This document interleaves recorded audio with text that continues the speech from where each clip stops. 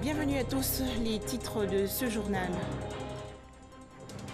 En Côte d'Ivoire, l'ouverture aujourd'hui du dialogue politique autour de la réforme de la commission électorale indépendante. Objectif, créer un organe consensuel susceptible de garantir la paix et la stabilité dans le pays. Toujours en Côte d'Ivoire, le système national de l'état civil se modernise. Il s'agit surtout de rapprocher l'administration publique des populations. Dans ce journal, l'exemple de la région de la Nawa. Enfin, élection présidentielle en République démocratique du Congo, report sans fixer de date précise de la visite de l'Union africaine à Kinshasa, la capitale.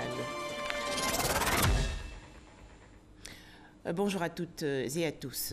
Le dialogue politique en vue de la réforme de la commission électorale indépendante démarre donc aujourd'hui, conformément aux instructions du président de la République Alassane Ouattara. Le Premier ministre Amadou Gon Coulibaly a ouvert les échanges ce matin à la primature en présence des acteurs politiques ivoiriens. Toujours en Côte d'Ivoire, les travaux de réhabilitation du tronçon Yamoussoukro-Boisflé d'Aloa. Il s'agit de doter cette zone d'infrastructures routières modernes pour assurer la fluidité du trafic et faciliter l'écoulement des productions agricoles. Mais comment les travaux avancent-ils? Le ministre de l'Équipement et de l'Entretien routier, Amédée Kouakou, a effectué récemment une visite de terrain. On en parle avec Soro Corona de RTI Bouaké. Renforcement, traitement de l'existant, élargissement de la chaussée et revêtement. Des travaux en cours sur le tronçon Yamoussoukro-Boisflé d'Aloa. Des ouvrages engagés par l'État pour doter la Côte d'Ivoire d'infrastructures routières modernes en vue d'assurer la fluidité du trafic et de faciliter l'écoulement des productions agricoles. Pour voir de plus près l'avancée des travaux, le ministre de l'Équipement et de l'Entretien routier a fait l'as Yamoussoukro-Boisflé. À chaque arrêt, Amédée Kouakou a donné des consignes pour un travail de qualité. Si tu as fini de régler, tu fais le réglage comme ça, là. Si tu as le trafic, automatiquement, c'est du concassé. Hein? Ouais, ça va pas. Donc, il vaut mieux, dès que tu finis, tu imprègnes, tu tires. À la fin de ce mois, je veux être sûr que tous les plans d'exécution sont sortis. Parce que l'entreprise ne peut pas avancer si elle n'a pas de plan d'exécution. Le ministre en charge de l'entretien des infrastructures routières a également visité les équipements de l'entreprise. Le ministre s'est assuré de la qualité des matériaux utilisés.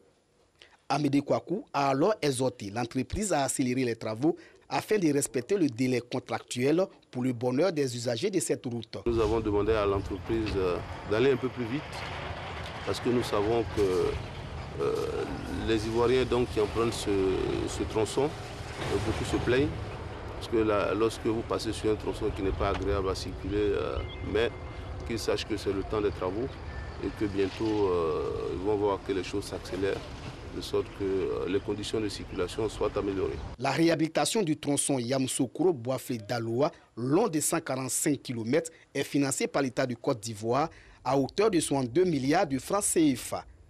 Les travaux sont prévus prendre fin en juin 2020. Un tout autre sujet à présent et on va s'intéresser à la modernisation de l'état civil ivoirien.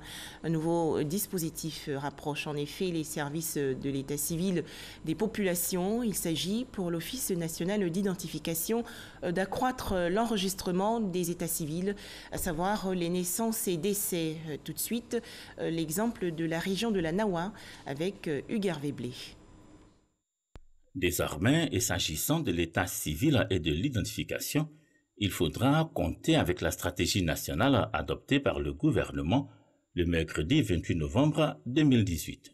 La stratégie nationale de l'état civil et de l'identification vise à mettre en place un système de collecte et d'enregistrement de l'ensemble des événements d'état civil sur tout le territoire national à travers tous les centres de santé ainsi que dans les consulats et les représentations diplomatiques. Ce système permettra de générer automatiquement un numéro unique d'identification, non seulement pour chaque Ivoirien vivant sur le territoire national ou à l'extérieur, mais également pour les non-Ivoiriens résidents ou de passage en Côte d'Ivoire. Une mission dévolue à l'Office national d'identification, ONI. La structure a en charge la modernisation de l'état civil afin de maximiser l'enregistrement des naissances, L'ONI implémente depuis quelques mois, dans les régions de San Pedro, de la Nawa et du Boclé, de nouveaux mécanismes de déclaration des naissances et décès dans les délais. Celle-ci affiche un taux de déclaration inférieur à 70%. Les données statistiques de l'INEST font état d'un ratio de 14 000 personnes pour un centre d'état civil. C'est-à-dire que les centres sont très éloignés des populations. Il faut le dire, notre mécanisme actuel n'est plus adapté et ne permet plus de capter systématiquement les faits d'état civil. Corriger ces dysfonctionnements passe pour l'ONI par le rapprochement de l'administration de l'état civil des populations. Ici entre en jeu de nouveaux acteurs. Les points de collecte communautaires qui sont désignés par les chefs de famille au niveau des villages et qui procèdent à la déclaration systématique des faits. Les points de collecte sanitaires sont les sages-femmes et les infirmiers dans les centres de santé et qui prennent systématiquement les déclarations des naissances, et les bureaux d'état civil qui sont rien d'autre que les centres secondaires. Pour l'Union Rabellion et son équipe, la journée de travail commence par un briefing. On a appris qu'il y a une dame qui a accouché et donc nous envoyons le PCC pour aller prendre les informations sur la naissance de l'enfant de moins de 3 mois. Les points de collecte communautaires et les agents du bureau d'état civil sont choisis par les chefs de village. À Yabayo, comme dans tous les autres villages qui expérimentent le projet, ils sont chargés de faire des déclarations de naissance et décès dans les délais une réalité. Avant c'était difficile. On partait en ville. Là-bas aussi c'est difficile. Tu vas partir souvent, tu ne trouves pas l'argent, puis tu te retournes. Mais maintenant on trouve à domicile. On trouve ça bien. Les PCC qui travaillent sous le contrôle du chef du village n'hésitent pas à aller sur le terrain, guidés par le seul souci du résultat. Nous prenons le certificat médical de naissance que la sage-femme attribue à la mère. Le nom de l'enfant, vous dites que... Il faut dire que l'enfant n'est pas déclaré à l'état civil. Là, maintenant, il s'agit de prendre le nom que nous allons mettre dans le registre. Ça nous facilite. Facilite la déclaration. Voilà. De donner ça au monsieur.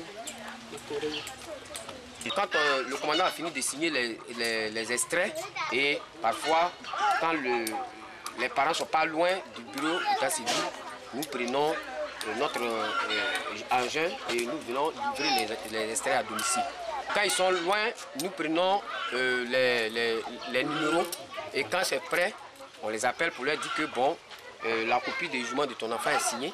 Tu peux passer chez le chef du village et localiser notre bureau d'état civil.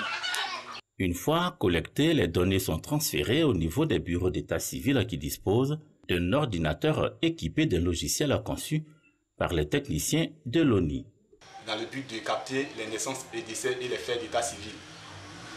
Mon travail consiste à d'abord récupérer les formulaires que nous appelons attestations de naissance qui sont renseignés par les PCC qui sont dans les différents villages. Ensuite, je transfère dans les registres d'état civil. Ensuite, je fais entrer les données des naissances des enfants à l'ordinateur. Nous faisons aussi de même les déclarations de décès.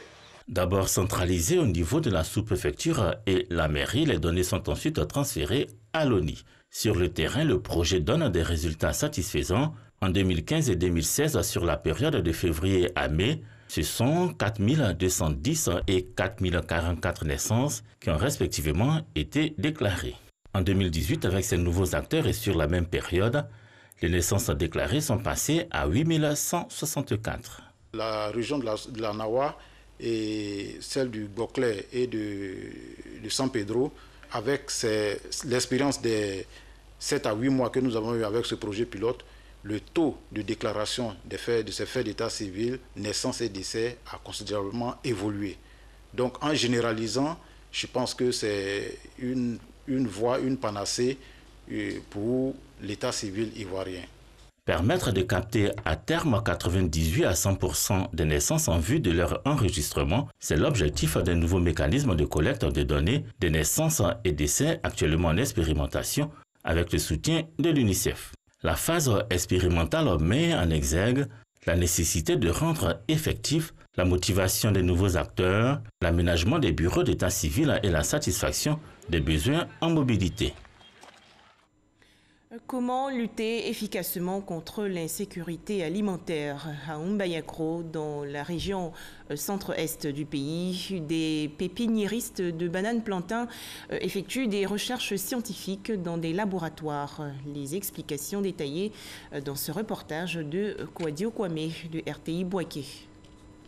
Narcisse Ama, ingénieur agricole, la trentaine révolue, pépiniériste de bananes plantées, installé à Ané-Kwadioko, sous-préfecture d'Aniassoui. Le pépiniériste de bananes, c'est celui qui produit le matériel végétal de bananes plantées en vue de la création d'une plantation pour la production du fruit du plantain. Des apatames de séchage des S-plants à la propagation en passant par les sites d'acclimatation. Au germoir, Narcisse Ama suit avec grand intérêt l'évolution de son activité qui consiste à produire des plants de qualité de sorte à satisfaire la clientèle afin d'assurer la sécurité alimentaire. Notre activité sur ce site-là est de produire des vivoplants de bananes plantains, voilà, qui sont sains, dépourvus de toute maladie, pour répondre aux besoins des plantations des producteurs ivoiriens. Il fait une opération qu'on appelle une incision. L'incision consiste à stresser le méristème apical central du bananier, de l'S-plant. Une fois qu'on l'a stressé, on vient au niveau du propagateur, qui est la deuxième étape. Au niveau du propagateur, on a cette infrastructure qui est réalisée, qui est un germoir. Lorsque on fait cette incision-là, au niveau de l'S-plant, c'est pour que ces bourgeons-là sortent. Donc une fois qu'on a l'apparition de ces bourgeons, on fait des réactivations. Donc jusqu'à présent, nous sommes à 60 plantules par S-plant. Ils sont nombreux, les techniciens agricoles amoureux de la terre qui ont pour ambition de valoriser la recherche agricole. Aujourd'hui, on a une technique qui peut donner au moins un seul S-plant peut donner au moins plusieurs milliers de plantules pour qu'il puisse faire son millier d'hectares en cacao. Donc c'est pour cela que j'ai choisi d'être auprès de M. Ama pour que nous puissions vulgariser la culture de la banane en Côte d'Ivoire. Produire des plants est une bonne chose, mais créer son exploitation agricole est encore mieux. Narcisse va jusqu'au bout du processus. Au-delà d'aller à la production du matériel végétal, produit un produit fini qui est la banane plantain pour la consommation des Ivoiriens. Pour les 4 hectares que nous avons ici, en moyenne, c'est entre 150 et 200 régimes que nous récoltons par semaine, chaque 10 jours. Donc, si on prend en compte un régime moyen dans cette zone qui est de 1250 à 1500, ça nous fait pratiquement entre 300 000 que nous pouvons collecter chaque 10 jours. Narcisse Ama fait des émules. Nous voulons faire au moins une superficie moyenne de 5 hectares. Et ici, je crois que je suis satisfait, vu le travail qu'il a abattu. Vraiment, je suis très content. Les opportunités commerciales décuplent l'appétit du technicien agricole qui n'entend pas s'arrêter en si bon chemin. Cordon 1, Sachi, Big et Benga sont des espèces à développer pour une autre dimension de son affaire. On a fait le cycle universitaire à Yamoussoukro, cycle ingénieur à Yamoussoukro, mais on a décidé à un moment donné de s'adonner à l'entrepreneuriat. Et je peux assurer à l'ensemble des jeunes Ivoiriens qui sortent des grandes écoles de prendre leur courage à deux mains, de commencer avec les maigres moyens qu'ils ont et de penser grand pour évoluer au fur et à mesure. Pour Narcisse Ama, il est toujours bon de commencer petit, mais de penser grand. L'élevage comme moyen d'autonomisation de la femme. Cette activité, notamment l'élevage de volailles et de porcs, se développe à Bouaké, dans la région de Bouaké. Mais les difficultés, faut-il le préciser, sont nombreuses. Pénibilité du travail et questions foncières. Le point avec Soro Corona de RTI Bouaké. So à la main, Adja Sidoni remplit les abreuvoirs de ses porcs. Elle perd toute la journée dans sa porcherie. Avec 2 porcs, il y a de cela 6 mois, elle a aujourd'hui une quarantaine de têtes. C'est une activité qui me plaît et qui est rentable aussi, quand c'est bien fait et puis quand tu as les moyens. Donc c'est pour ça que j'ai voulu faire ça. Au quartier Kofi-Krou, toujours dans la commune de Bouaké, Kofi Rosemonde s'est spécialisé dans l'aviculture. Le début, c'était pas facile. Beaucoup de gens m'ont découragé que c'est pas métier des femmes, que c'est métier d'hommes. J'ai commencé en 2009. Élevage de volailles et de porcs, activité autrefois réservée aux hommes pour sa pénibilité.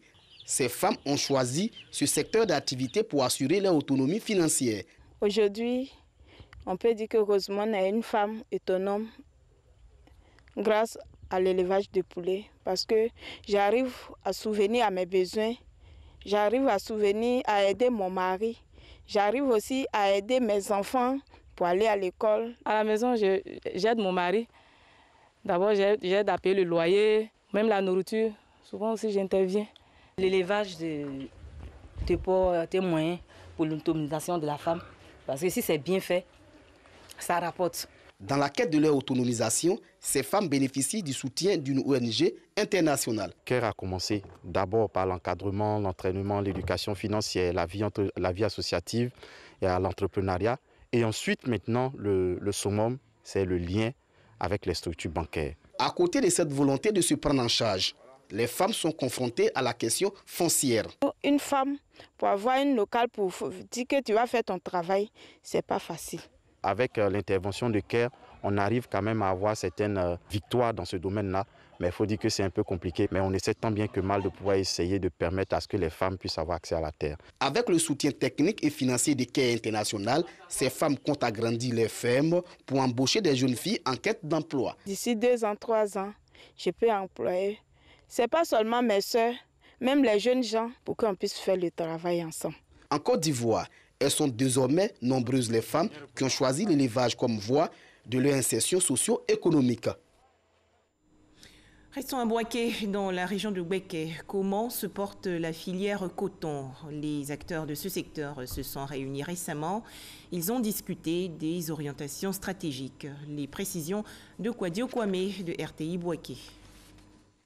La productivité de la filière coton a connu une baisse liée essentiellement à l'inaccessibilité des producteurs à des semences de qualité. Situation accentuée par le déclenchement de la crise sociopolitique de septembre 2002, traduite par le non-renouvellement des semences par la recherche. Les difficultés d'approvisionnement des producteurs de coton en semences de qualité et en quantité suffisante. Ici en Côte d'Ivoire, on veut monter la production. Mais la production ne peut pas monter sans bonnes semences. Mais c'est semences qui est à la base. Je pense que ce qu'on a vu aujourd'hui, ça présente que vraiment on veut arriver à l'avance. Mais on a besoin d'un appui de l'État.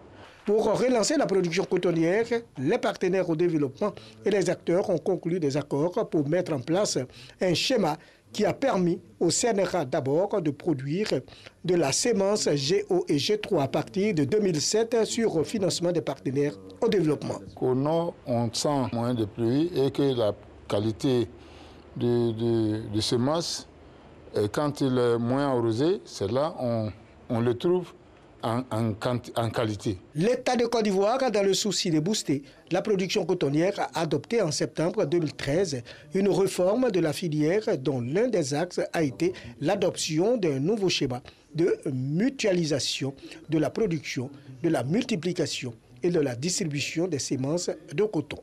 La longueur de soie, qui est un élément très important de la fibre, s'est accrue cette année. Quand on compare les résultats qu'on a déjà à mi-parcours par rapport à ceux qui sont des années passées, on se rend compte que cette année, la production est beaucoup mieux. Le projet Appui au secteur agricole, PESAC, a lancé le programme de mutualisation, de la multiplication et de la distribution des semences de coton de Côte d'Ivoire. Le PESAC a permis la mise en place de la coordination du projet de production de semences coton en décembre 2017 à Korogo. Au cours de cette campagne, différentes missions de suivi des activités ont été menées. Les résultats de ces différentes missions donnent un aperçu très descriptif du déroulement général de la campagne agricole sémencière depuis le début jusqu'à la récolte du coton-graine. Des réflexions pour mettre en place un système visant à protéger l'environnement. Les travaux autour de la fiscalité écologique se tiennent dans la commune du Plateau. C'est une initiative du ministère de l'Environnement et du Développement durable. Les explications de Jean-Marc Djadji et Franck Quadio. L'impératif pour le gouvernement ivoirien de préserver l'environnement passe par une approche juridique de protection durable, la fiscalité environnementale. Le ministère de l'Environnement et du Développement durable, en partenariat avec la Confédération générale des entreprises en Côte d'Ivoire, en ont fait leur priorité à travers la synthèse de leur rapport d'étude. Pour ce processus, c'est justement d'encourager les entreprises à aller dans les filières vertes, à développer des technologies vertes, à développer des pratiques durables. Donc en mettant en place un dispositif de fiscalité, cela va permettre justement d'inciter à travers notamment des subventions ou des exonérations fiscales pour encourager toutes ces entreprises qui veulent aller dans l'économie verte d'y aller sereinement. Impôts et taxes environnementaux sur les entreprises ont pour objectif financer les actions publiques pour la qualité de l'environnement, prévenir la dégradation et inciter à l'économie verte. Le sujet de l'environnement est un sujet mondial. Faisons-en un sujet national, prenons les devants, réfléchissons, de sorte à ne pas polluer notre environnement. Mais en même temps, aujourd'hui, les dispositions qui existent dans notre code environnemental, c'est le principe du pollueur-payeur. Donc la réflexion, c'est de dire, nous sommes conscients qu'il faut préserver l'environnement, mais est-ce que préserver l'environnement dit qu'il faut payer, contraindre à payer des taxes pour ne pas polluer, ou alors il faut éduquer pour ne pas polluer? Donc le principe du pollueur-payeur est bien, mais le principe de celui qui développe l'économie sans polluer est mieux. À l'issue des réflexions, le gouvernement ivoirien et le patronat envisagent la validation des grands axes de l'avant-projet de loi sur la fiscalité environnementale, un processus entamé depuis 2015. L'administration publique ivoirienne se modernise. À San Pedro, dans la région sud-ouest du pays, des directeurs et chefs de service ont bénéficié récemment d'une formation. Les travaux ont porté sur la rédaction du courrier administratif. C'est un reportage de Sam Conan. Les directeurs régionaux, départementaux et chefs de service de la région de San Pedro retournent à l'école. Un séminaire de formation sur la rédaction administrative vient de se tenir à la salle des fêtes de la mairie de San Pedro. Kouni Fatmata, secrétaire général des préfectures, chargé de la formation. Il y a des formes particulières de l'administration que toute l'administration doit pouvoir s'approprier. Il y a les lettres administratives, il y a les lettres à format personnel, il y a les lettres entre administrations qu'on appelle généralement la lettre administrative. Et puis il y a la lettre à forme personnelle où l'usager extérieur écrit à l'administration ou l'administration vice-versa s'adresse à l'usager extérieur. Et dans ce type de lettre, nous allons voir qu'il y a une formule d'appel qui va être monsieur en début et à la fin de ce courrier-là, il faut ajouter la formule de courtoisie qui est la courtoisie administrative. Également aussi, lorsqu'on adresse un courrier à une dame, on ne doit pas exprimer ses sentiments. Il faut toujours exprimer les respectueux hommages à une dame. Ce séminaire de formation est une initiative de l'amicale des directeurs et chefs de service de la région de San Pedro. C'est vrai que parmi nous, les directeurs et chefs de service, certains ont eu la formation à l'ENA, certains ont eu la formation en se formant personnellement, mais il était bon que l'autorité qui nous administre nous transmettent et nous fassent partager aussi ce qui est usage. Au cours de l'année 2019, d'autres thèmes vont être développés à travers des conférences afin de mettre à niveau les responsables de l'administration dans la région. Je vous l'annonçais ce matin, dans les titres, le dialogue politique en vue de la réforme de la commission électorale indépendante s'est ouvert aujourd'hui. Le Premier ministre Amadou Gon Coulibaly a échangé ce matin avec les acteurs politiques ivoiriens. On en parle avec Alexis Ouedraogo. La réforme de la commission électorale indépendante est lancée. Ce lundi à la primature, le chef du gouvernement entame avec les acteurs de la vie politique les consultations pour sa nouvelle composition, conformément aux instructions du chef de l'État. La rencontre de ce jour est la traduction de la volonté constante du président de la République, son Excellence Michel Alassane Ouattara, de faire du dialogue politique et de la réconciliation nationale un axe essentiel de son action. Le cadre légal qui régit l'actuel CEI, composé du groupement politique au pouvoir, des partis de l'opposition, des organisations de la société civile et de l'administration, est le résultat de larges consultations initiées en 2013 par le NDI.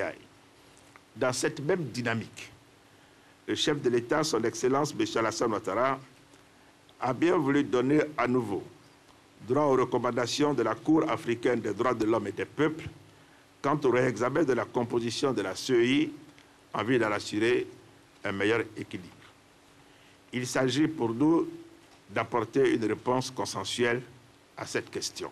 Il est demandé aux partis et groupements de partis politiques d'élaborer et de mettre à disposition dans un délai de 2 semaines leurs différentes propositions qui seront la base des discussions, l'idée étant de trouver ensemble le meilleur compromis. La méthodologie que nous vous proposons pour cette réflexion s'articule autour des 2 phases dont la première concerne l'ouverture de la réflexion qui est l'objet de la réunion de ce matin. L'élaboration de vos contributions dans un délai de 2 semaines. Le dépôt des contributions respectives au ministère de l'Intérieur et de la Sécurité, qui sur cette base va préparer la deuxième rencontre avec le gouvernement. La deuxième phase de ce processus consistera en une discussion avec le gouvernement pour présenter les différentes propositions et rechercher ensemble le meilleur compromis. Prenant la parole tour à tour, les représentants des partis et groupements de partis politiques ont salué cette décision du chef de l'État Alassane Ouattara de faire droit à la Cour africaine des droits et des peuples pour la mise en marche de la réforme. Nous nous réjouissons et nous nous félicitons d'abord de cette initiative, de la déclaration liminaire du Premier ministre qui semble indiquer que le gouvernement a véritablement la volonté, l'ambition de créer les conditions pour qu'il y ait un débat franc, un débat sincère, un débat inclusif. Et nous avons indiqué, nous souhaitons en même temps qu'il y ait un ordre du jour exhaustif et que les décisions soient des décisions consensuelles qui engagent l'ensemble des acteurs. L'adresse du Premier ministre a été très bonne. Il a reconnu que la CEI, il fallait en parler, même si on a des acquis. Il y a beaucoup de choses à faire, donc il faut tout remettre à plat. Il y a de bonnes dispositions de part et d'autre. Maintenant, il faudrait que ce qu'on décide soit appliqué. Nous félicitons le gouvernement de nous avoir invités, d'avoir ouvert le débat. Nous avons posé quelques interrogations. Nous souhaitons que, plutôt que des consultations, il soit réellement mis en place un cadre de concertation de tous les partis politiques. Nous, femmes, chefs de partis politiques, avons besoin de ce genre de rencontres parce que nous mettons de l'eau dans le vin pour que la politique ivoirienne se porte mieux. Aux côtés des hommes politiques, la société civile est elle aussi impliquée. Une rencontre est d'ailleurs annoncée pour les prochains jours. Le gouvernement veut, au terme du processus, parvenir à un organe consensuel et équilibré, gage d'élections transparentes et crédibles. La commission électorale indépendante, à ce jour, il faut le noter, a organisé 6 scrutins depuis 2011. Hors de chez nous, 5 candidats retenus pour l'élection présidentielle au Sénégal. À noter que Karim Wade et l'ancien maire de Dakar, Khalifa Sall, ne seront pas candidats au scrutin du 24 février prochain. Leurs recours ont été rejetés par le Conseil constitutionnel qui a publié la liste définitive des candidats. L'Union africaine ne va plus envoyer aujourd'hui une délégation de chefs d'État à Kinshasa en République démocratique du Congo, comme elle l'avait annoncé. Et enfin, au Royaume-Uni, quel plan B aujourd'hui pour Theresa May, 10 semaines seulement avant le Brexit, c'est-à-dire le 29 mars prochain. La première ministre britannique doit maintenant trouver une issue pour éviter à son pays une rupture sans accord.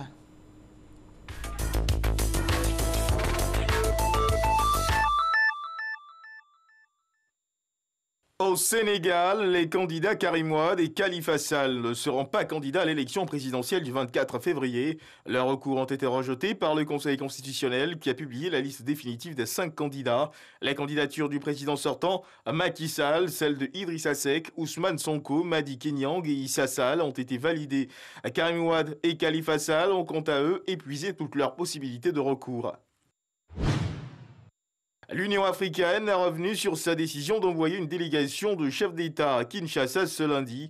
Dans une récente déclaration, plusieurs membres de l'organisation en première ligne, son président en exercice, qui n'est autre que le Rwandais Paul Kagame, avait souhaité la suspension de la proclamation des résultats définitifs de la présidentielle en RDC et exprimé des doutes sérieux sur les résultats provisoires. Mais en validant la réélection de Félix Tshisekedi, la Cour constitutionnelle de la République démocratique du Congo les a pris de court.